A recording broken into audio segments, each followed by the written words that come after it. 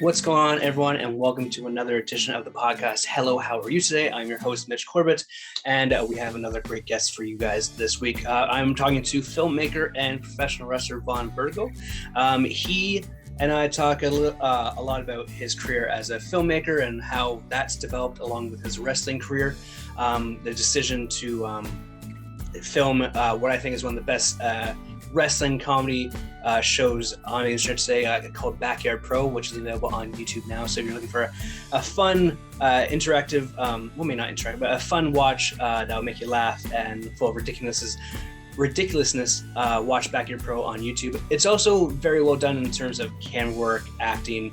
All the performers in it do their absolute best. So I highly recommend that for you guys as well.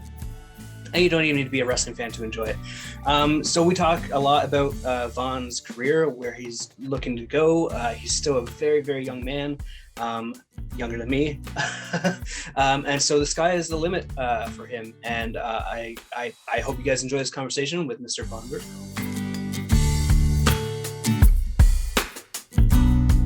So welcome to the podcast, Vaughn Vertigo. Hello, how are you today? Thanks for joining me. I want to have you on because not only are you a professional wrestler, but you're also a very intuitive filmmaker as well with doing a Backyard Pro. And so I want to talk a little bit about that. Yeah, for sure. So when you, as a professional wrestler, you get to create like all these little small mini stories in the ring, and each day it's like a new story, right? Yeah. How has that influenced your filmmaking, if anything? Oh, geez.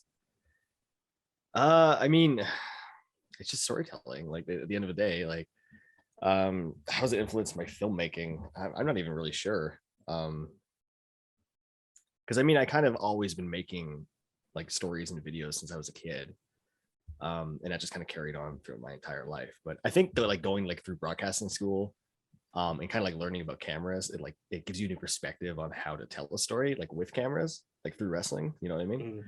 Unless you want to talk about like the filmmaking part, or which part do you want to delve into? Everything. Let's just get chat. Everything. Okay. I mean, let's talk about film because like you did the whole Backyard Pro, which is available now on YouTube, where you got a lot of the independent wrestlers from Ontario to kind of get together and create this mini universe sort of thing, kind of like a Canadian's own version of Lucha Underground sort of thing.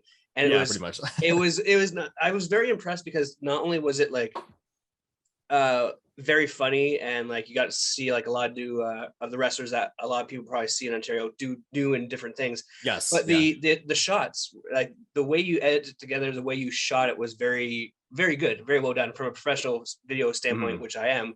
Like it was really, really well done. So how did you kind of map that all out in your mind when you were putting that thing together? I wish I could say it was like this like really delved out plan, but that's honestly not the way I work. Like a lot of people will storyboard and they'll kind of write out scripts to kind of make things. I'm not that way. Literally since when I was a kid, I've made my backyard wrestling company in my parents' backyard, and it was never, I'd write out the scripts. It was just like match. Then I'd make like, here's a promo here, here's a promo here, here's a promo here, and I'd shoot it like it's Monday Night Raw or a TV show. So when we came up with the idea of Backyard Pro, I just thought like, I'm just gonna do this the exact same way I did it when I was a kid. But I'm going to use professionals for this. So I've always been working in videography since when I left Humber College, which I'm wearing a Humber College sweater right now. But I never actually had my own equipment. So basically, when COVID hit and they came out with the what was the COVID reimbursement? I forget what it's called. CERB or something like that. CERB. When they came up with CERB, I was like, I'm just going to take the first 2 payments and invest it in a camera, which I did. So I bought a Sony A7 III, which I've been working with through work for years. I just wanted my own. And I was like, okay, well, I need to shoot something with this. So Ulysses and I, sorry, I'm not going to call him Ulysses. I'm going to call him Gabriel Forza. Gabriel Forza and I, we came together, and I was like, I need to shoot something. So we made this like kind of like an ode to like the old MVs from like 2000s YouTube. We just filmed a backyard match and we made like a little MV out of it. Once we put that online and we kind of saw how it did, we said, hey, why don't we try and make this into a promotion? So I'd love to say that the ideas were all mine, but really it was like a group chat with 10 of us, and everyone was just pitching their own characters. And then I just kind of weaved like what would work together from there. But honestly, like the funnest part of coming up with all of it was creating the character vignettes. because like to me, independent wrestling has a lack of like especially in Canada has a lack of content. Yeah. Everyone is shooting their show. I'm sorry, not everybody's shooting their show. That's not true. Only people are starting to shoot their show now. No, I've seen you. That's No, I've seen you talk about how like having a good camera yes, is very essential into like making a promotion bigger and better. Yeah, it definitely is. And now these companies are finally starting to realize that and start filming their shows. But nobody, maybe with the exception of like Smash, was actually putting together like character vignettes so people can actually get invested in these characters. So my whole idea of Backyard Pro was that I wanted to show the Ontario indie scene that it doesn't matter if it's a shit product. It doesn't matter if it's a backyard wrestling comedy product. If you create content, people will watch it and people will get invested in it. And that's how people got invested in characters like Detective Cookie Dough and The Rock and Psychotic Michael, because we made these vignettes so you could learn more about the character, right? Yeah. Which is something that's just missing. You don't go to an indie show and get to learn that, So like how like it was such a cool thing to see, because like I know the wrestlers, and like getting to see them kind of like not be that serious wrestler that they have to kind of be on shows. It's such a unique and like fun and refreshing thing to see. Like Psycho Mike with the Rock stuff. Like it was so over the top, but just perfect enough. But like, how difficult was it to film? I mean, did you have one camera? Did you have two cameras? Were you like the only person allowed to shoot with the camera? Like, how did you kind of balance like when you were on camera as opposed to being behind the camera? So in terms of shooting it, I'm very like, I need to do it myself. I'm very like DIY, like do it yourself kind of way. So I need to do it like how I did it when I was a kid. Like I was like, if I'm not in the match, I'm shooting it. So I shot literally everything except for the matches I'm in, in which case I got like my girlfriend to shoot it, or somebody who was there who, could somewhat use a camera. But that was pretty much it. I filmed everything. The vignettes were my favorite thing to shoot. The matches they're a little easier to shoot because it's just kind of, but like we had so much flexibility because it's never been that we could shoot it all in one take, which some matches were like 12 minutes all one take, and other matches were split up in little 1 minute spots to allow for camera cuts or Magic or The Rock to be climbing to the fence post to jump off, stuff like that. I will say, but Psycho Mike, I gave like a little bit of direction to everybody, but Psycho Mike, I literally said, do what you want. I'll just film it. Like, tell me what to do and I'll film it, because he's just such a genius. He's such an underrated talent. I mean, you mentioned Smash Wrestling. I don't know how I came across it, but it was him and Pepper Parks coming to the arena, and they were killing all the bad guys. I'm in that match. Yeah. And it was when he sang "Turn Around." Yeah, it's that song. They're beating up, like they kill Puff like 4 times. They like snap his neck. Yeah. They attack Alicia Tout's dad, punching him in the head. They also get in the elevator, and then they come out of the elevator wearing jean jackets. Yeah. Yeah, they shot that the day of, and then that was the day of there was a show that was supposed to happen in Ottawa where we were supposed to wrestle the Young Bucks, and it got canceled a few days before. So Smash put us in that match last minute. Yeah, this isn't about wrestling, but I mean, that was, it's a really, really fun moment. Right? It's about you. Yeah. So it's going to go off tangents. So like you're talking about the shooting process, the editing process. Like when you so like, I know the wrestling scene in Ontario. I know the personalities, good or bad, yes, in wrestling. When you start approaching talents to come be a part of this sort of thing, I imagine a lot of it's your friends, but like there has to be some like whispers from like the people saying like, oh, they're ruining the business or some bullshit like this. Like, oh God, did you have anything like that, or? Yes, I remember. First off, I want to say that like we had to be specific with who we picked, because not everybody is able to just let loose and be ridiculous. And I know that my friends specifically are ridiculous and like out of character. They're not very selfish and whatnot. So that was fine. God, I lost track of where we were going with this. But well, like I'm just like you're picking your friends, but like knowing the business, like there's people that are gonna say, oh, they shouldn't be doing this because blah blah or whatever, Yeah. So we would like I would start making the awful graphics I did for the first season and putting them up online, and it would be like Jay Wheeler holding the WWE Championship, and all these people would have replica titles, and I posted like the Ontario Indie Facebook board, and I would see like these people I think they were like Ontario veterans from years ago, but they don't do anything anymore. You might know them. I have no idea. Oh, I But they probably but know they a would few. maybe, but they would comment, be like, who are these these guys killing the business? Like, what is this? What is this guy doing with this replica title? Like, this is real professional wrestling. Like, not like, because like that just solidified that I was doing it right. But like we actually made a point that we actually convinced these people that we were backyard wrestlers, which means everything worked. But I think it took until like Josh Alexander showed up on the show, and then Ethan Page and RJ City, for people to realize like, oh, okay, it's not really a joke. It's like a parody of itself, right? Mm.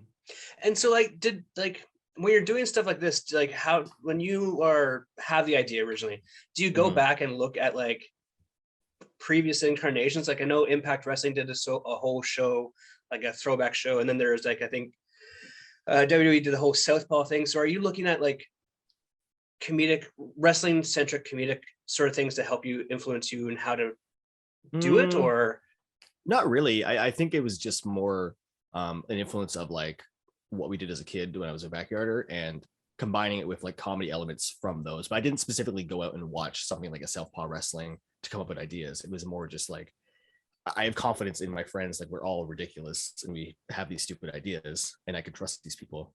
So it was literally just, let's see what we can do with these characters and what is the most obvious approach to some of them, you know? mm. Was there any hesitation from your friends to kind of, because like there Mm, is that unspoken rule of like, you gotta ask permission before you do everything, but like mhm. knowing that you guys are all experienced wrestlers, and I imagine that like some of them might have been a little bit hesitant, but like the idea of being able to do something ridiculous while you're in lockdown probably like uplifted a lot of people's attitudes. That's exactly it. I think people just were just looking for something to do.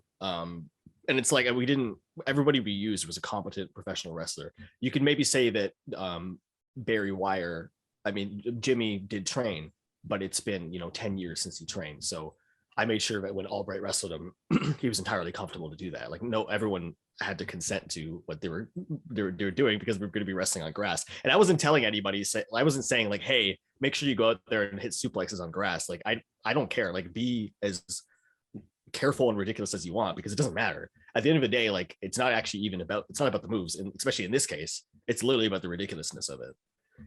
So like you mentioned, that seems to be a key word right here in this conversation, is Yes, it ridiculousness. is. It is. It's the easiest way to describe it, really. Yes, but like there's also like, where does this ridiculousness come from? From you guys exactly? I don't know. I think it's just like not taking life so seriously.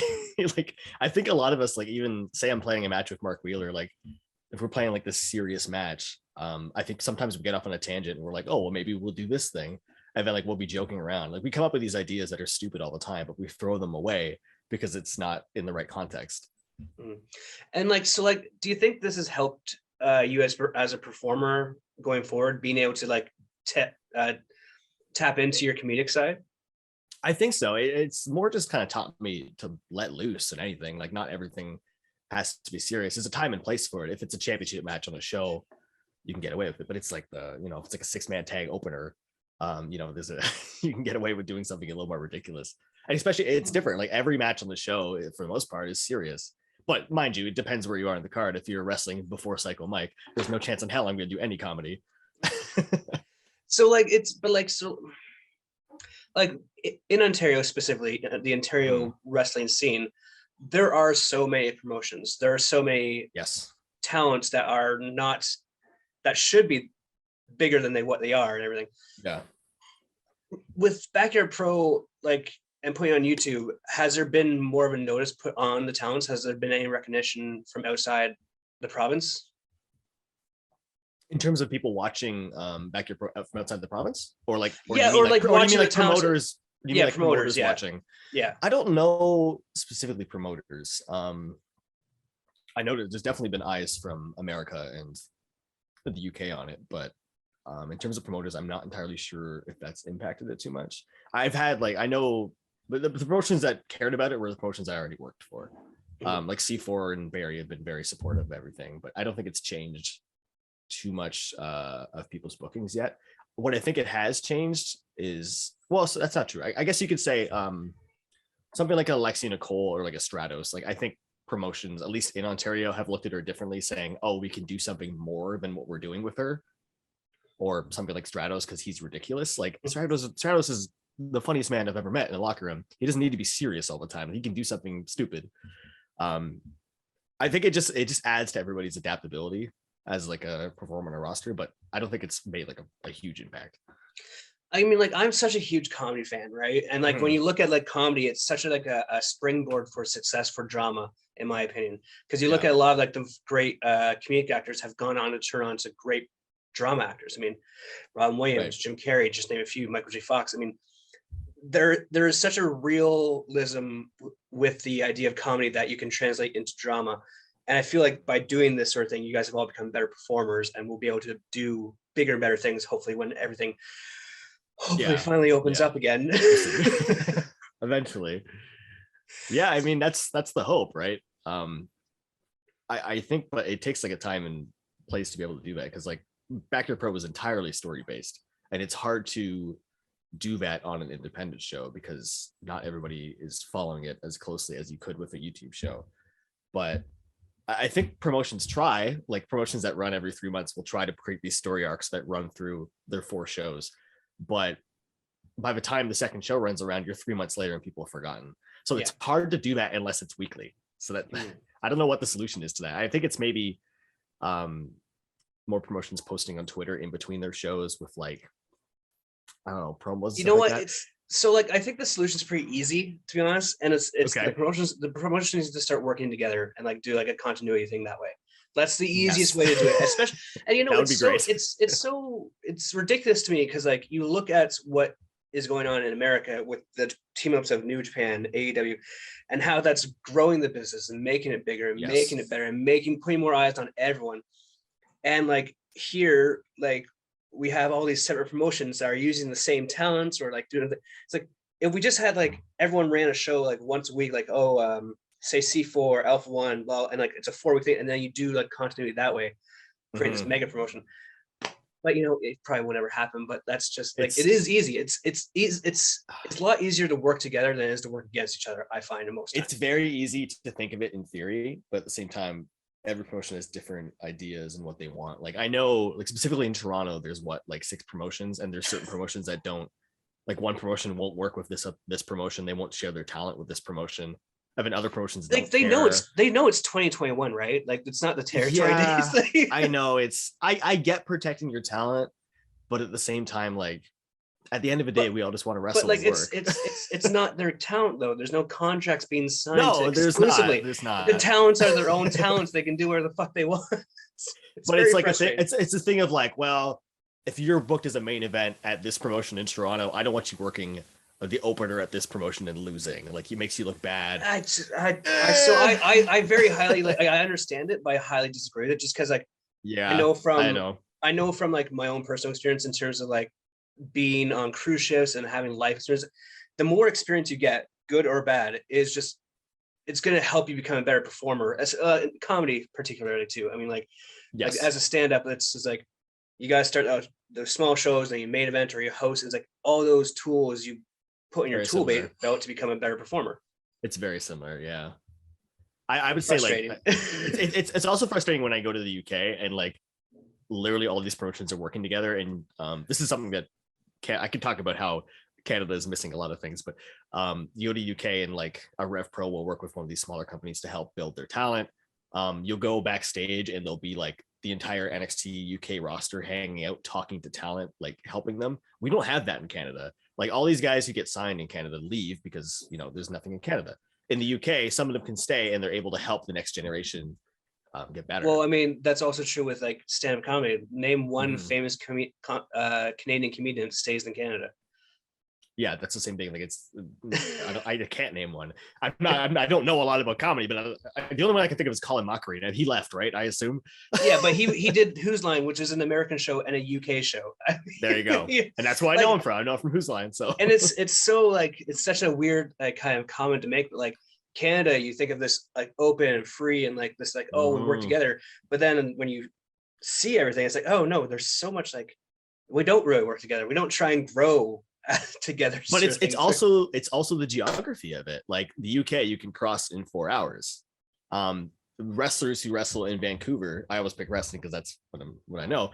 But these wrestlers that wrestle in Vancouver, we never see in Ontario. Like El Phantasmo works for New Japan now. He's been wrestling in Vancouver since like 2005. I met him in the UK, not in Canada, just because he lives in Vancouver. It's that far away.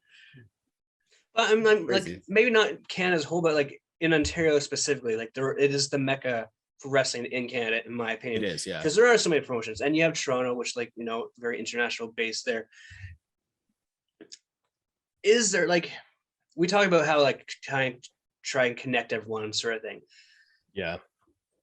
Like, is that something that you like with specifically Backyard Pro and bringing your friends on board? Have you guys ever thought about like maybe like bringing Backyard Pro to a show, or like doing a show and kind of bringing everyone in and maybe networking something? 100%. I don't know. I was thinking about doing like an outdoor show with Backyard Pro and just allowing like 50 to 100 people. Like, don't allow a lot. I don't want it to be a lot of people. Just like I want it to be enough where like people want the tickets and it's sold out, I think it'd be fun to do an outdoor show, but at the same time, I think if I started running an actual company, promotions might have an issue with it. Like a Toronto promotion might say like, oh, we can't use those guys on this Backyard show. They might not, they might have offense with it then, which is an issue and very dumb. But also it's like, it's a comedic, it's not really a wrestling show. It's a performance show in my opinion. Like, and nobody's really playing themselves, exception maybe Psycho Mike, but well, I mean, the zombie version or the real life version, or yeah, exactly. So like with like, I guess it comes down to, we just need someone who's a billionaire to invest in wrestling in Ontario or Canada to like create their own like mega thing. I've wanted to run like my own serious promotion for a while, but I've literally looked at venues, I've talked to people, I've figured out, I've budgeted it, but what keeps stopping me is it's just like I'm not done wrestling. Like I need to wait until like I'm at least 30 or something, because I need the money too. When I trained with him at Neo, he was like, never become a promoter. that was his number one rule for all of his students. Like, never try and book a show. It's the most frustrating, unrewarding thing in your life. So God, it'd be so stressful, but I would feel so rewarded, because I look at these promotions and I keep thinking like having the background of film knowledge, and you would understand this. Like, I'm sure you show up to a show and you're like, oh, so many things could be done differently. Like I need to do it myself. Yeah. And that's how I feel at a lot of shows. Well, but mind you, some companies they've invested in getting people to film their shows. And so you bring up a very good point there, and I want to talk to you about that as well. With your background as a filmmaker, I mean, and with your background in professional wrestling, like I kind of feel like the avenue for you being a producer of wrestling shows is like right there. Yeah. Now, is that something that you want to do maybe when you can't wrestle anymore, or is that like, I mean, like, you always like, do you check the careers page on WWE.com and see what they're looking for? I don't. I'll say that I've been reached out about working for Impact in like a video job before, and I think about it, but at the same time, it's like at the end of the day, I wouldn't be fulfilling 10-year-old me. Like I wanted to be a professional wrestler. It'd be fulfilling me in a different way. Well, I mean, could you not do both? Could you not do the production side and then do the indies wrestling side on your own? You could. I feel like it devalues you as a wrestler. Like I understand from like a money aspect, it makes sense, but like at the end of the day, like I want to be looked at as a wrestler, not a videographer in wrestling. I don't want to be booked for a show because I'm helping with production as opposed to.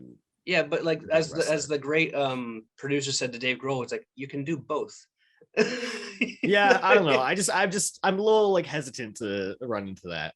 I don't know. At the end of the day, like I just want to be a professional wrestler, but like, yeah, but like I get that. You're not done yet. You have goals, but I mean, like yes. You're also, how old are you? Like 25, 26? I'm 26. Yeah.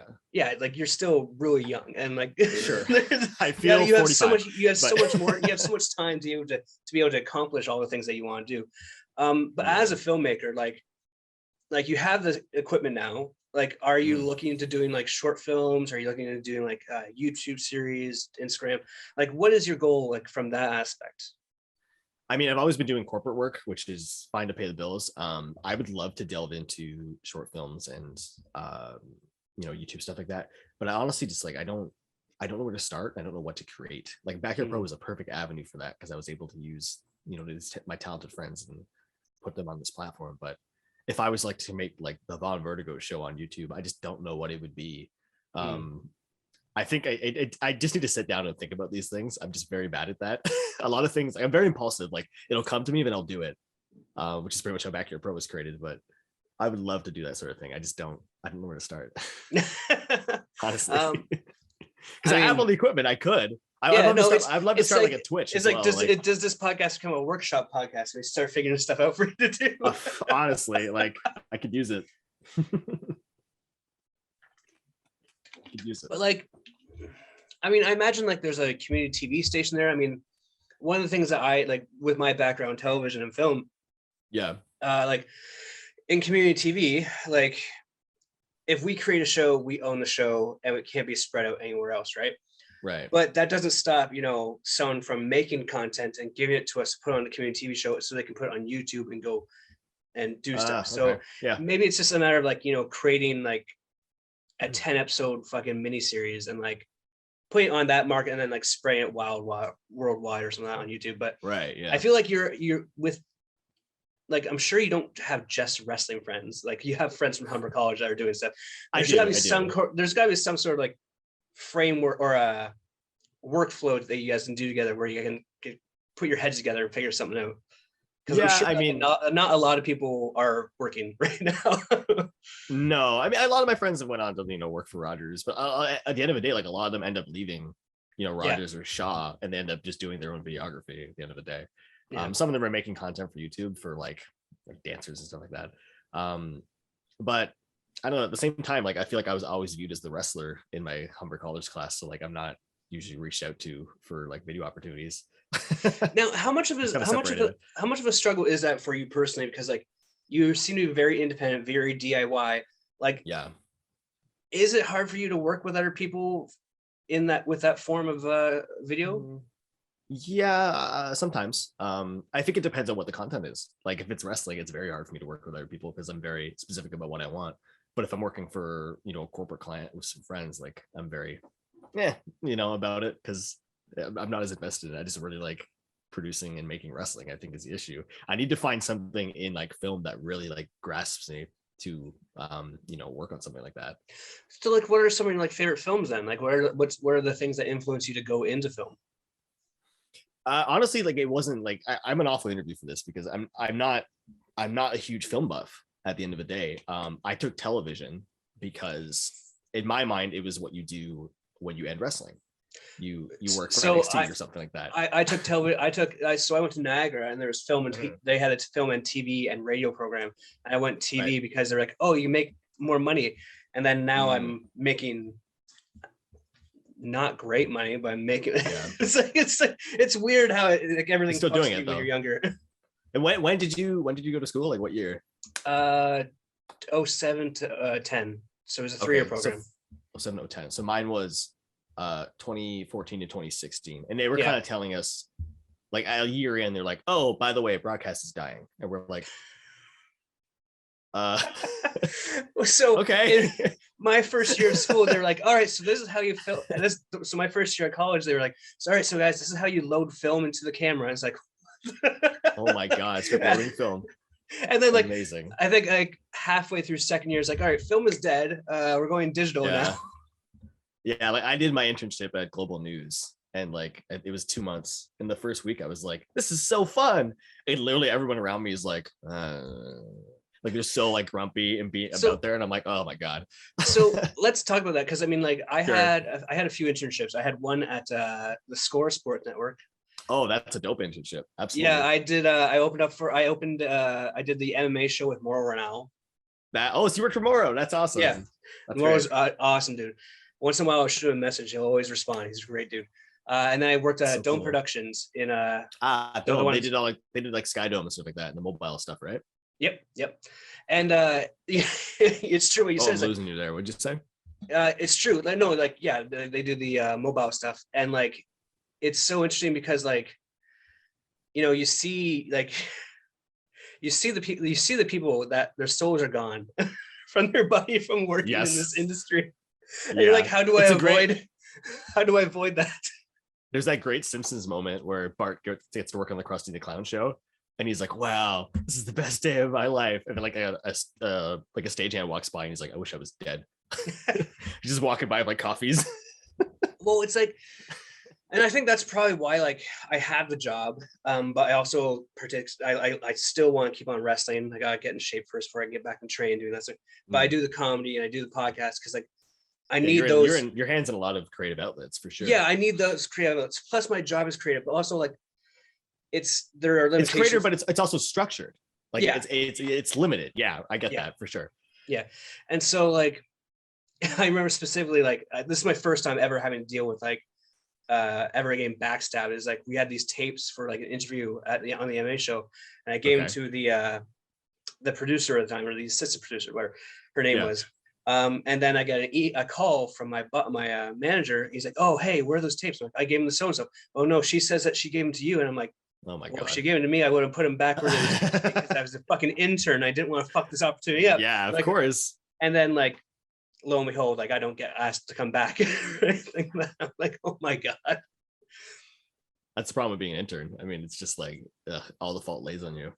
No. I was put in ingest for the intern, so I would take all the camera guys' cards and I'd put them in the system and I'd label them in the server. So fun and creative, eh? Very fun and creative. Well, I had to do that in the morning, and then they allowed me to go down to the studio. And I actually like because at this point they were reducing how many people were actually in the control room. They're like, hey, why don't you use the robotic camera for this like Kelowna, like it was a Kelowna or like somewhere in Saskatchewan, like a random news show. Like you could operate the robotic camera because they're producing the show all the way in like Vancouver, but they do like the mini markets out of there. So I was using the camera in Toronto, but actually in Vancouver or something like that. And I was like, this is pretty cool. I don't know if I could do it every day though. So how much does that like internship experience like affect your ability to work with people? Because like I know personally, like I was always trying to like, hey, can I try and edit? Can I try and do it? And then everyone's like, no, you can't do it. It's like, oh yeah, but like you can do your edit, and then can I just kind of play? And like, no. And like, it's such a weirdly competitive market. It is where it should be more collaborative, in my opinion. Yeah, it feels, especially at Global, I felt like everyone had their job and they only did their job, whereas I would really just wanted to learn like everything. Like I took every like opportunity I could. Like I think the Jian Gameshi trial was happening, and I was talking to one of the camera guys. He's like, hey, I need to go down to the courthouse and like take some photos of the courthouse to make like a 3D render for like the news or something like that. And I was like, can I come? He's like, oh yeah, sure. So I got to go in like the courthouse where they did the Jian Gameshi trial, and like I just set up some lights or something. I don't know, but like everyone, like especially like editors, like they would sit down and just edit all day, and I don't think I could do that. No, I don't know. I need to like be doing different things. Like the benefit of the job opportunity I have is like I get to shoot and edit what I work on, and I have so many different things going on the go. But some days, like when you're not shooting, like I like being out shooting and making the show. That's what I like. It's the whole like paperwork, trying to be policy and procedures. It's just like it's really wears and tears. And especially when you're shooting and then editing it, you're in control of pretty much every step of the process. Whereas like in school, we did like we had to make like 7 minutes of the first 7 minutes of like a 20-minute pilot TV show. And we each had to keep our roles. There were 7 of us in a group, and I was the editor. So I wasn't allowed to have any say in the shooting or anything like that. And it was god awful. Of course it was. Were you not even allowed to be on set and like see what they were doing? I was allowed to be on set to like say, like just like pick up things from the edit, but I wasn't allowed to have any say on how it was shot. So it just really fell apart, and it was awful. Whereas we had to do like a documentary, which I did on wrestling. And I was the producer for it, and I was able to kind of like, as a producer, you can have a little bit of say in everything, right? And that turned out great. But just being the editor, not a good experience. There's only so much you can salvage. Do you think that mentality is going to hold you back in your television career or film career? Just like having to have that kind of control? Oh, probably. Or do you think eventually you'll be able to let go and like just do your job? I think I could definitely let go if I had like a wife and kids to support. I'm just very like headstrong about these things. Like I'm very specific about what I want in life, but at the same time, I don't want to sell out to like be something else. I don't know. That's just the way I feel about it. Because you'll always send me great job opportunities, and then I'll look at them, and if it's like, Monday to Friday, I don't I'm not like that interested in it because I'm gonna tell you right now, like, I can't. I'm gonna tell you right now, avoid it as much as you can. It's wear and That's tear on literally me. it. Like I'm literally like I'm only a few years older than you. I'm gonna pass some sage advice on to you. Like, don't do it. Don't fall for it until you actually have to. that's what I'm trying to do. And like I need the flexibility. I can't work like, for these places and say, hey, I'm leaving to England for 2 months. Like they're not gonna let me, you know? like a prime thing that you've probably been told this, or you might have already considered, Yeah. but like weddings are a fucking. I have a lot more fun doing weddings than most people do because I like talking to the couple while we're shooting, and I like telling a story through the actual day and like taking the piss out of them, making fun. Like there's an interaction there that is very fun and creative, and then you put that piece together, and then you see the reactions, and you see like the smiles or the tears in their eyes. It's a wonderfully rewarding experience, in my opinion, and that's a way that you can make a lot of money and stay independent at the same time. So I'm going to play devil's advocate to weddings here. I've never shot a wedding, so I do not have personal experience to this. But through working for the guy I work with, he shot weddings, and he's literally every chance he takes a stab at weddings because it is so stressful. And this is where I would have such an issue with it because this is their wedding. If you fuck it up, you fuck it up. Like, what are you going to do? Like, if you miss their kiss, what are you going to do? And then like, if like Uncle Joe pulls out his guitar and starts playing, and like nobody told you that was going to happen, and you missed it, you went to the bathroom or something like that, you're in crap because of it. No, that's Uncle Joe's fault for not being I agree, but like there's a lot of people. Okay, so please counter that. Yes, it's like that's why you got to communicate with the couple before the wedding. Like, so like in his case, like.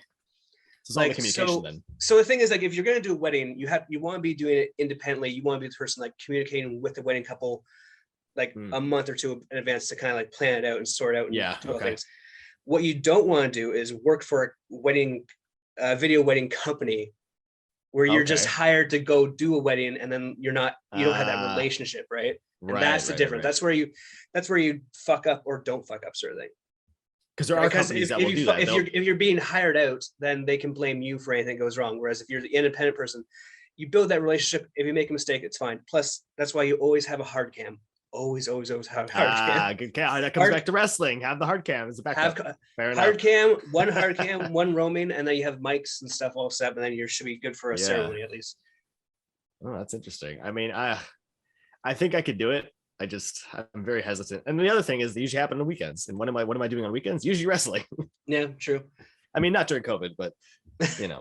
Well, like, so if I could, my recommendation would be like, if you have a friend or a family member that's getting married, maybe just do like a test run and see how you like it, sort of thing. That's how I would do it. I think I would need to see with somebody who isn't going to kill me. Yeah, don't get married to your girlfriend and like, hey, I just gotta make this shot right for us before we go walk down the aisle. Yeah, exactly. Yeah, that's when you gotta let loose control to someone else to do that sort of I think so. I would just have so much expectation if somebody else did it, you know? I know I filmed my own wedding and I just had a hard cam. Okay. I just had a hard cam and I mic'd myself up sort of thing. That was it. I love that you did that yourself. That's amazing.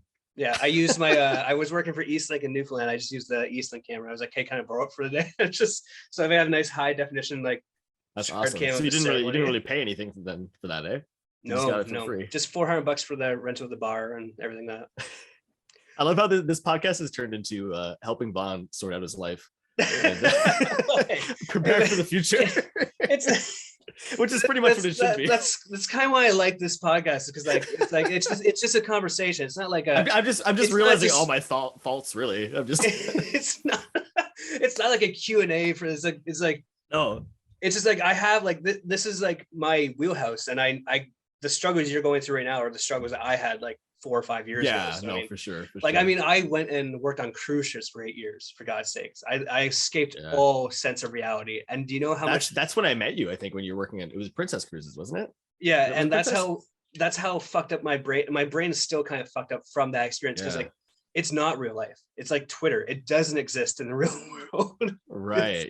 It's kind of like would mess with you for sure. It's kind of like wrestling where like, you know, everyone like there's still like you meet these people and you know the real ones are the real ones, but then there's like people that are just like so not there. You know what I mean? So do you mean like the staff that work on the cruise ships or the people that go on the cruise ships? Both. Like, what do you mean? Both. Oh, both. Okay. Like if like on a cruise ship, like you could see someone that's been there for like 20 years, right? And they have this Yeah. position of power, and it's like they don't know what the fuck they're doing. They've just got this Yeah. position because they've been doing it for so long. It's like they don't Ugh. reward good work. They don't reward good work. They reward longevity and like mediocrity on ships. It's a very frustrating spot. So if you have seniority for working there for like years, you're put kind of in a better light then, eh? Yeah, but then you get Yeah. delusional to what you can Of do, course. and it's Of just, course. and then you get in the cycle of like, oh, you're on a boat for 6 months and you're home for 2 months, and you're on a boat for 6 months. Like, how do you establish an actual relationship with anyone, really? Like, I was fortunate enough to, my wife and I were able to, like, we met on cruise ships, and then we were able to be on the same contract over and over and over again because we fought for it. So she worked on cruise ships as well then? Yeah. Oh, that worked out super well for you then. That's Well, great. no, because like when you're making a relationship on a ship, right? Like, you have to make Yeah. that decision. Do you want to link together? And a link is like wherever he goes, I go, or wherever she goes, I go, sort of thing. So you have to Is that try and something you get can actually do in like a contract kind of thing? You can actually like link yourself to somebody? Yeah. That's cool. I didn't know that was a thing. Yeah, Huh. kind of a pain in the ass though, where there's so much. I can paperwork imagine. involved. Yeah. So you have to prove that you love each other, sort of thing. It's very frustrating. Yeah. How do you prove that? Let me set up my camera and prove this for you. Oh my god. Yeah, exactly. Let me go on pond5.com, get some copyright free music. So it's like, yeah, it's like, and like you were with you being in the television environment, film environment, and in wrestling, like there's so many different things that you have probably seen and witnessed that kind of corrupt your mind a little bit. Oh, yeah, how do you work around those things? Like, is it your relationship with your girlfriend that you have, like having someone outside of wrestling, or? Oh, to kind of grab myself from it? Yeah, it's definitely my girlfriend for sure. She grounds me. She's regular. I mean, she's a graphic designer, so she's kind of in the creative field, so she understands that.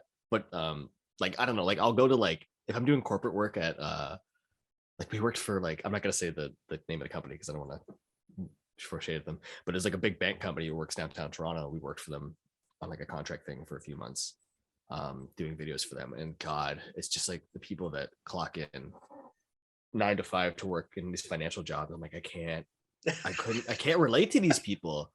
So I needed somebody like my girlfriend who is working in a creative field who can kind of go both ways. She can talk to the people that are financial and like really mundane, and she can also talk to people that are more creative like me, you know, and that's enough to ground me, I think. Hopefully. Did you ever watch that movie shit about the kid that went, like he was about to go into the corporate world and then he just went and explored the wilderness and everything? As soon as you said the wilderness, I was like, is this a Social Network? No, I'm not sure. Went to the wilderness instead. I don't know. Fuck. It's gonna bug me now. I need to fucking line up. Yeah, look it up. I'm curious. Who's in it? See, it's one of those guys where like you see his face, you know him, but you don't know his name. The kid? Yeah. He says younger. I feel like I'm picturing Miles Teller, but I don't think it's Miles Teller. No, it's not. It's definitely. I don't know why that came to my mind. I think I was because he's a normal looking fucking dude. Is that? Yeah, I think that's probably why.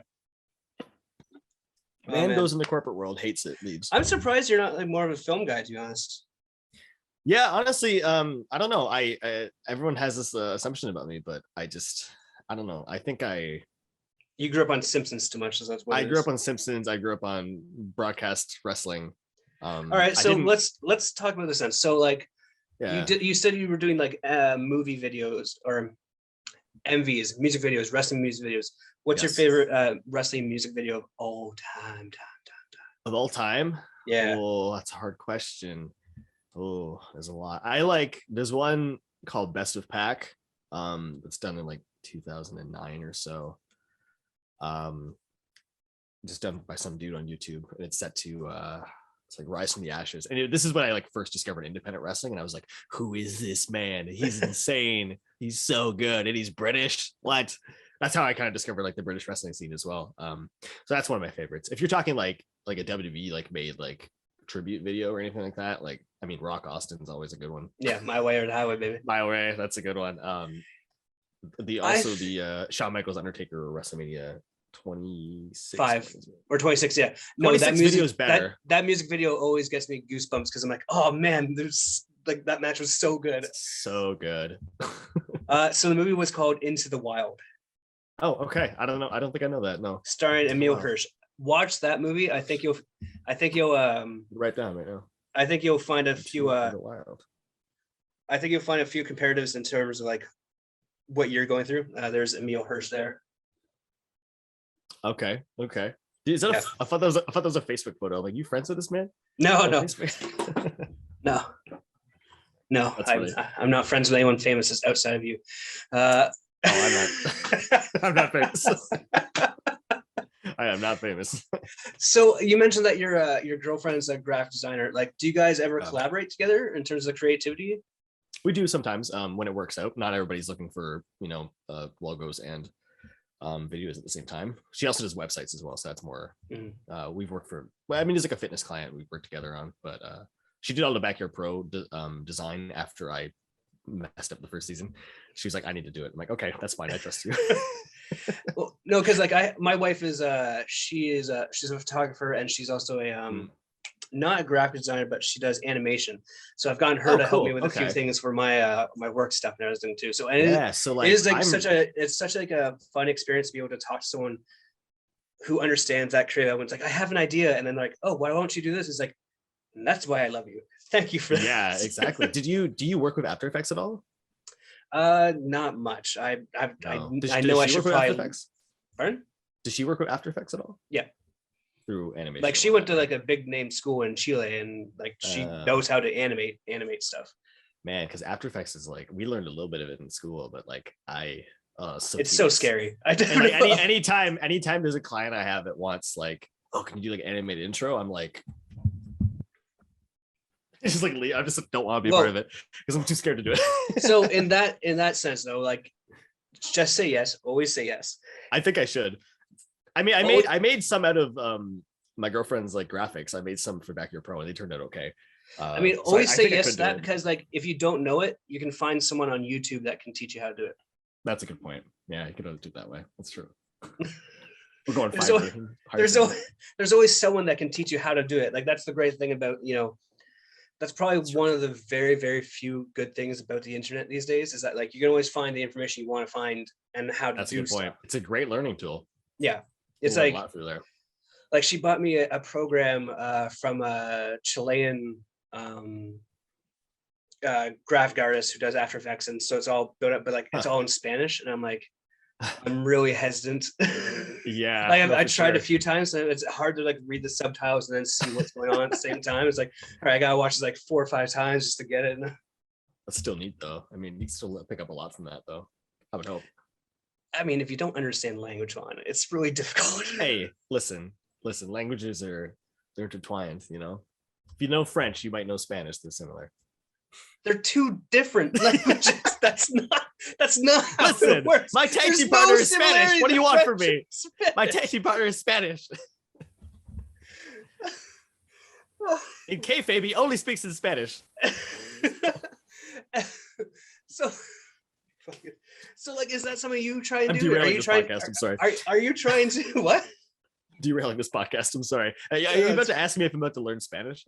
No, are you like, with like learning new things like After Effects or languages or that sort of thing? Are you open? Like, are you trying right now to learn new things to help broaden your wrestling or your broadcast career, or like, are you just too busy to do any of those sort of things?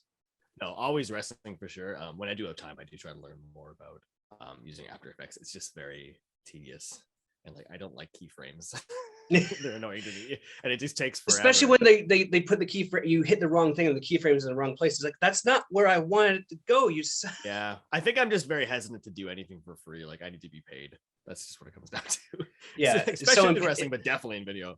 Like, I won't do anything. Like, promotions, I'll like Ontario promotions saying like, hey, can you help me with some video stuff? I'm like, yeah, how much? Like, I want to help you, but at the same time, it's like, I need to be paid for this. Oh, 100%. You have to. I mean, you spent so much money to go to school. Like, you better get something back. I gotta get some return on it. Exactly. Yeah, and like, so like, with like, you said that you just had to reorganize your UK dates. Like, are there any other like locations in the world that you'd want to like kind of travel to wrestle, just to kind of like learn a new style? Obviously, Mexico probably being one of them. Yeah, Mexico for sure. Like, in terms of new style, it'd have to be Mexico and Japan, because Europe is pretty much the same everywhere you go. It's just different people kind of thing. I just had a date set up in Denmark that I was really, really excited for, called Body Slam Wrestling, where they pretty much like built their own wrestling scene. Like it wasn't a thing in Denmark, and they just made their own company, and it's really, really cool. So I'm hoping that will still be able to happen. Don't know.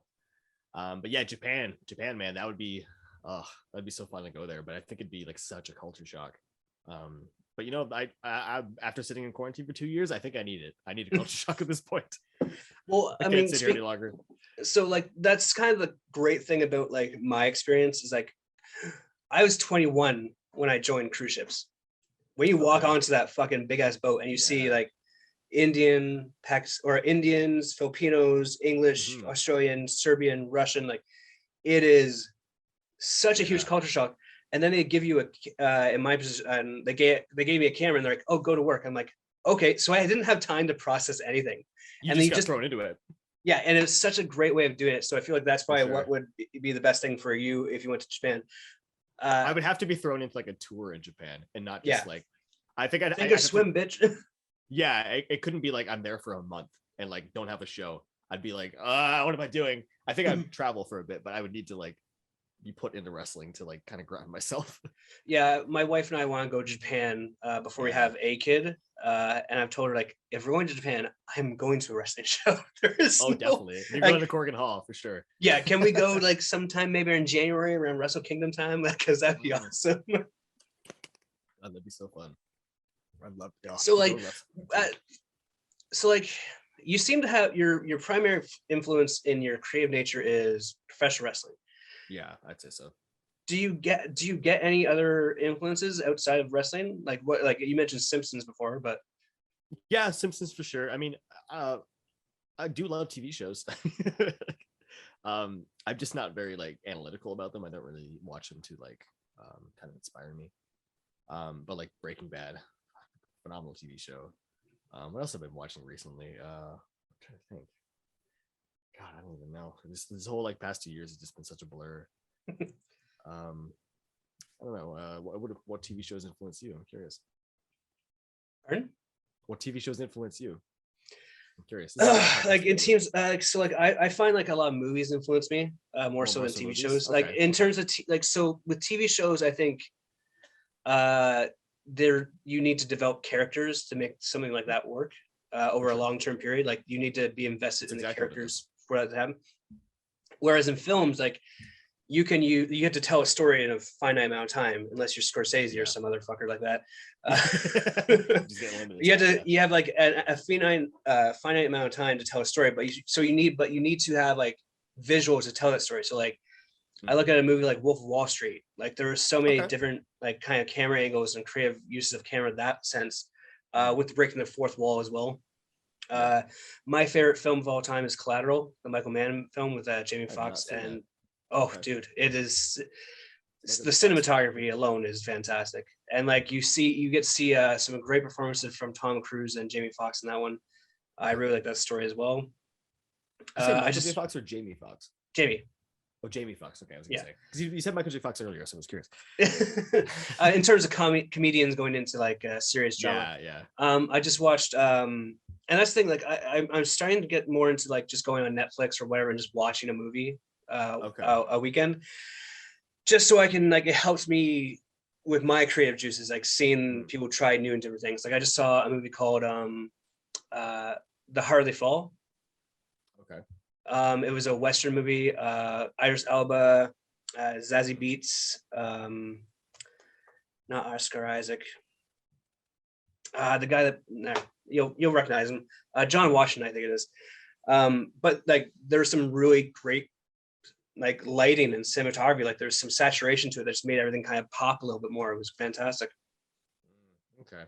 Yeah, I don't know. I think I struggle to watch movies with like that kind of thought in mind. Maybe I just look at things like completely different. I don't know. Do you have ADHD? Is that why? It's like, are you all over I don't know. I might be all over the place. I don't think I have ADHD. My girlfriend does. During this, it's like you're just like it's like, oh, I do this and this and this and it's like it doesn't seem like you're able to kind of sit still for very long. You know what? Actually, I am bad at sitting still for a long time. You know, this podcast has definitely changed to Vaughn Vertigo has ADHD. That's what the title is. Well, at least we've diagnosed it now. Yeah, I don't know. Maybe I do. I haven't really thought about it that way. Yeah, I don't know. I don't. It's hard for me to watch a movie with like a cinematic lens. I don't know. Like I think I watch more of the story than watching it for like lighting techniques and whatnot. Mm. It's interesting. Maybe I'm just really bad at focusing. Maybe that is what it is. Maybe I just need some like Adderall. Fix everything. Smaller dosage of edibles, maybe. You know what? We need to redo this interview in like 5 years and see if I got my shit together. Honestly. By then you have like one of those like big grizzled beers, and your like eyes are all sunken. Like, man, yeah, I guarantee if you interviewed me 2 years ago, I probably would have been like way more on the ball and like thought about these things. But man, give me another 5 years to see if I can. Well, I mean, like, so like this pandemic has really worn me down. Well, yeah, I think it's done a number on everyone. But like, I mean, that has to affect your creativity as well. Like, because like you were you were working every weekend as a wrestler, and when you're going through a match, you're kind of working on new spots. You're getting those creative juices flowing, and then all of a sudden it's just taken away, and then you're forced to like do something outside the box, backyard pro, which is awesome. Yep. And now like wrestling's coming back. It's not coming back. I mean, like you're kind of like this is the problem. I'm in that little like, so wrestling went away in March 2020. I spent like a month or two being like, what am I going to do? Then Backyard Pro came around, that saved me for a little bit. And then wrestling came back for a bit. And then it was Backyard Pro again. And now it's wrestling came back again after that. So season 3, baby, let's go. That's what I'm saying. I'm at this point where I'm in between. It's like, well, what am I going to do to keep my creative juices flowing? I'm supposed to go to Europe soon, but is that going to happen? I don't know. Is Backyard Pro season 4? I don't know. Like, I need to do something creative. Have you thought about submitting Backyard Pro into like any festivals or anything like that? I haven't thought about that. I don't know if it would actually be. I might have to re-edit it and get rid of like copyright music and stuff like that because we use the raw theme song and stuff like that. I never thought about doing that, to be honest. Because I feel like, I mean, I feel like I don't know if you've ever met him, but I don't know if you have ever met Cole Cabana. Like all the films that he's done. I've met Cole, yeah. Like have you seen all his? Yeah, I've seen the Wrestling Road Diaries. Those are my favorite. Yeah, did you ever watch other than the Wrestling Road Diaries? The Funny Doesn't Equal Money documentary? No, I haven't seen that one actually. That was the third one where like it was. Oh, and it is the Wrestling Road with Picataro. Yeah, I have seen that one. Yeah. But like, I feel like if you were if you took that Backyard Pro element and like put it into like fringe festival sort of thing, there might be a market for that because there is a wrestling element to that sort of festival. That's like as well. that's the Edinburgh festival. Yeah, right? yeah. He always talks about. Oh, I never even thought about that. That's a good idea. I don't know. It'd be fun to do like little short form, little documentary style pieces on like wrestlers in Ontario. I think that'd be another fun thing to do. There you go. Have you ever seen the oh, there's a guy in the States that does that too, actually. He's fantastic. Kenny Johnson? There we go, yeah. Or Giancarlo, one of those guys. Kenny Johnson's the guy. Kenny Johnson, he's a great guy. He put my highlight reel up on his YouTube. He's a very nice guy. He does great documentary stuff. I would love to do that for people in Ontario, but the same thing, it's like I know I'm not going to get paid for this. But I also love the Canadian scene, that's sort of one of those things where you kind of have to like invest in yourself to get that, and then maybe try to sell it to film festivals, kind of thing. Yeah, that's a good point. But like, it'd be really fun to like help the Ontario scene grow that way. Yeah, you know, by documenting somebody like I don't know, Mark Wheeler or something like that. Sorry, who? Mark Wheeler or somebody like that. I'm not sure. Yeah, that was just a name that came to my head. John Atlas is a good idea because he was shot. He had cancer. I did a little vignette for him recently, but it'd be fun to do like a little like actual. Oh, you did that one, eh? I did that one, yeah. That was very nice. Well done. Really liked it. Thank you. Yeah. Yeah. So I feel like this podcast has gotten everyone, which is fantastic. It's really a great conversation. But I mean, I feel like because I have ADHD. This is what it's like talking to me. Apparently, I kind of feel like you're kind of like at this, like you're like you've been going up and up and up, and now you're kind of stagnated. That's exactly it. But like, it's not anything to do with you. It's just the way that society is happening. Right it's just the way the world is, man. Like I was wrestling 2 weeks ago, and now I don't know what I'm doing with the next few months. I know I have to work on some corporate stuff coming up. I can tell you that. But I mean, how much fun is that? I mean, that's the thing. It's okay. I mean, it's whatever. It sucks when you have to do stuff just to pay the bills. I don't look at it like that, though. I mean, it's never really about. I mean, it is about money to me, but at the same time, like I do enjoy doing it. It gets me out of the house. I think one of the things I've been trying to work on, and I actually might have you help me with this down the road, is that I want to do like a TV show, kind of like a diners, drive-ins, and dives, but for breweries. Oh, that's kind of cool. That's a great idea. Yeah, but it's finding the people that actually want to get involved and like put in the time work and hope for payment later down. Because I mean, yeah, it's hard to like that takes a sound guy, a camera operator, and someone like me to host sort of thing, and then I would just edit it all together. It's like a 3-4 person team. That's not that bad. Yeah, so it's just finding the right people. So maybe I'll call you for that when you're not busy. Let me know. Have you've worked on like sets with people with like 50 different people before, right? And whatnot. Not really, no, nothing too. So huge. I haven't, but I've done background acting on like a bunch of shows, and I don't know, man. Like I feel like if there was just a 3-person crew, they'd be way more productive. in some cases. Well, yeah, I think like I think that's the scary part, is like a lot of people are always like, oh, I gotta get into the union, that way I have guaranteed work. And it's like, I think a lot the problem with a lot of people nowadays, and it's not like it's a problem, but like me personally, like a lot of people just want to make money, and I think that's the wrong way to kind of live life. I think you should work. It's definitely the wrong way to live. I think you should be kind of live life to like. So my big motto nowadays is that like, when you die, when you're on deathbed, what are the stories that you're going to tell on your deathbed? Are they going to be stories, or are you going to be like all full of regret of the stories that you didn't get to make, sort of thing? That's exactly it.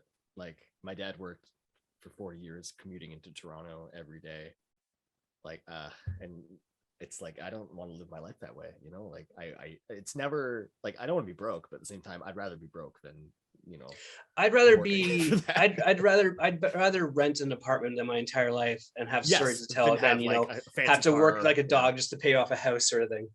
Yeah, and I think people are starting to realize that. I think that's why you're starting to see these job shortages in places like Tim Hortons and stuff like that, because I think people are starting to realize like, hey, you know, I could work at Tim Hortons for minimum wage, or I could like try to be a Twitch streamer, you know, that might be more affordable and more fun. Hey, maybe that's the thing you do, is like you do what I don't know, I think Spears and Breezer are doing that, where they've just played wrestling video games. Yep. No, I've thought about Twitch, and it's a very good option. I've also thought about Patreon, but that comes back to, well, what do I give you? I don't know what content I want to give. Pics, I don't think I'm going to OnlyFans. I'm putting my dick pics out there. You know, I'm wearing some fancy lingerie. See where the V comes from for Vaughn Vertigo.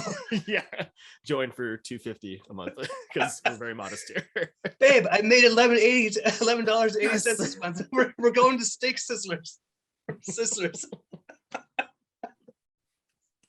Now the name is Vaughn Vertigo figures out how to make money. There's a lot of podcast titles you can have for this. I'm sorry, I'm such an awful guest. No, this is fantastic. It's like one of my favorite episodes. we're having a discussion. I'm very honest, I'll tell you that. Well, no, like this is a discussion I've been wanting to have. I'm not going to sugarcoat it, you know. I'm not going to say I'm this like crazy, amazing professional wrestler who travels the world. Like I have struggles too, man. I'm struggling right now, man. Do you see this water? Yeah, this is vodka. No, this is aminos, actually. Oh, okay. I got my little Ultimate Warrior shaker. Nice. You got Ultimate Warrior shake? Nice. My shaker cups are upstairs. I should grab one. I just bought a rock one. Oh, nice. With the logo or with the rock on it? With the rock on it. So people know at the gym, but like they don't mess with me. Yeah, no, I always bring this to the gym for sure. Absolutely. When I find time to get to the gym. Because it's always the best when you're at the gym and then somebody's like, because only wrestling fans will approach you if you're wearing something wrestling, because other people are like, who's this guy? Stay away from me. You know, I find that's probably the best thing about being like a bit of a nerd, is that like, so you can go to the gym or go to public events and like, it's like someone has a wrestling shirt on, you're like, hey man, and then you give them a 2 sweet or something like that, and like, oh yeah, they have like a weird anime shirt, like a Dragon Ball, like, hey man, fucking love that shirt, bro. What'd you think of Dragon Ball Super this year, sort of thing? I'll go out of my way to like say like nice shirt, just so they have a good day and they're like, wow, somebody liked my shirt. Because I know how it is. We're all nerds, right? Like we don't get that love all the time. One of the things I've been doing more recently is like I've been trying to give compliments to strangers. Like if I see if someone's like bagging my groceries, I'm like, if it's a girl, like, I love your nails. You look freaking fantastic today. And it's like, oh, I didn't really try. And it's like, so it's like they're dead inside. But sometimes, but hey, you don't know. Like that could honestly change somebody's like perspective on the day. Like, that has a lot of effect on people. Yeah. Like, it's nice. Speaking of that, I think we've changed a lot about your perspective of life for this today. I think so. I have a lot to work on right now. I think you have so much. I think you are going to be able to do so much more. It's just a matter of time. I mean, the world I'll is figure your it oyster at this point. You're only 26. There's so much more to do, and you've already done so much. So I mean, like, you have plenty of stories. I just wish the pandemic didn't hit when in my 20s. That's all. I want to be traveling, man. Hey, at least you got your cruise ship phase out of the way before. Yeah, you and me both. Like, my wife and I, like, we definitely got fat during this pandemic and living in Newfoundland during it and everything. Nothing wrong with that. Not a great story. So it's just like traveling and being like able to do things again will be one of the highlights of everyone's lives. Hopefully everyone starts to appreciate a little bit more as we go on. I hope so. You know, one thing I will say I've appreciated since the pandemic started, I live in a small town. I've appreciated just going for a walk every day, just getting out for 20 minutes and just like putting on a podcast and going for a walk. And that can change your mental health. Like, I found it made me feel a lot better through like those like 6-month lockdowns in the winter, you know, even if it's cold outside, you can get outside. That's my optimism for today. Yeah, no, it's like, it like just, and that's why like I've enjoyed this so much, because it's just a conversation between two, like we have like two very relatable careers, obviously. Yeah. So like, it's fun to like bounce ideas off of each other and like talk about our ups and downs, really. It's not like we've ever sat down and really talked. Like, we've seen each other at shows and whatnot and talked back and forth friendly, but like, it's nice to actually sat down, right? Yeah. Like, I mean, like, so like I there was a girl named Kristen Green, and I saw her perform stand-up on Eastland Community TV. So I reached out to her about being on a podcast, and like, it was like an instant friendship. Like, we talked for an hour and a half about just random shit. It's That's just like great. I think the problem is like a lot, not enough people are everyone wants to yell, but no one wants to talk. And I feel like that's why I wanted to start this podcast, just to start talking to people and having good, fun conversations, because this helps my mental health, and I hope it helps your mental health. Everybody. And everything too. So maybe you should start a podcast and do like. I got this microphone here. It's not the best quality, but it's okay. It works. I am just using my audio from my laptop. I think you should start a podcast. It sounds great. Your audio from your laptop? That's your audio? Yeah. It sounds great. It sounds like you're using the mic. Huh, okay. No, nothing. Just wow. I think the hair on my chest is like a good like diffuser for air. I think that. So maybe that's what maybe could be it. That could be it. All right, Vaughn, thank you so much for being on the podcast. Before we go, where can people see Backyard Pro? Where your Instagram and all those handles and everything? Where can people want me to hit the handles? All right, you can see Backyard Pro on YouTube at Backyard Pro. Actually, I think you have to search Backyard Pro Wrestling. Sorry about that. Instagram, Backyard Pro Canada. On Twitter at Pro Backyard. On Facebook at Backyard Pro. Maybe Pro Backyard on that one, I'm not sure. You can find Vaughn Vertigo on Instagram at Vaughn Vertigo, on Twitter at Vaughn Vertigo. Don't contact me on Facebook, please. You can find Vaughn Vertigo on YouTube as well, at the YouTube channel, when I put up a bunch of matches and stuff like that. But go watch Backyard Pro, that's more fun. Well, Vaughn, thank you for being on the podcast. Go outside and make some videos and just put them on your YouTube and see what happens. That sounds like a good idea. Go now. Grab my camera. Go. It's actually snowing right now, so I don't really want to go outside. Go do the snow angel in your underwear. All right. Take my pants off? Is that what we gotta do? Okay. This is for the OnlyFans edition of the. This part is if you subscribe to the Patreon, and then where's the clapper? Click. There we go. All right. Thanks again, brother. Thanks so much. Like I told you guys, great conversation with Vaughn. He has so much talent, both in professional wrestling and in filmmaking, and truly, there is the world is his oyster right now. Except for this damn pandemic, which seems to be keeping back a whole lot of talented people. But that's why we have these conversations, so that, we can, get through this thing together. You can check out Vaughn on Twitter at Vaughn Vertigo, Backyard Pro on YouTube. I think Backyard Pro has an Instagram as well. And Vaughn is also at Vaughn Vertigo on Instagram, I believe, as well. So check out all his stuff, check out Backyard Pro, and come back next week for another edition of this podcast, Hello, How Are You Today, where we'll have another great guest for you. Thanks a lot, and cheers.